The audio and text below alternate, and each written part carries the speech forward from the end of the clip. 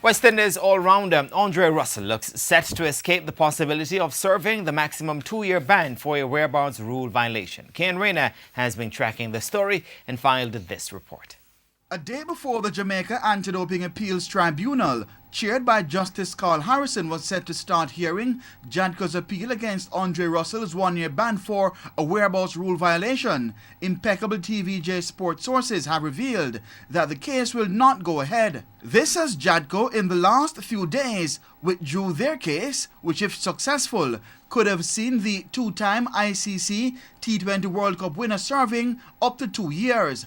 The latest development comes just under 7 weeks after Russell's legal team, headed by Queen's Counsel Patrick Foster, lodged a cross-appeal with the Appeals Tribunal on March 20 to have the cricketer's 1-year ban received at the end of January thrown out.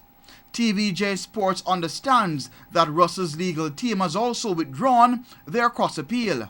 Foster nor JADCO's attorney Laxton Robinson could be reached for comment up to Sports Time.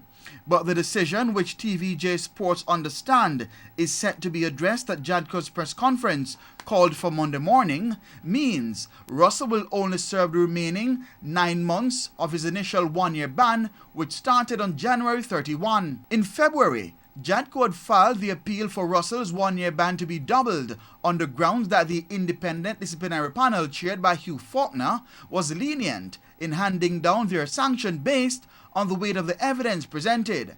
Reporting for TVJ Sports, I'm Kian Rayner.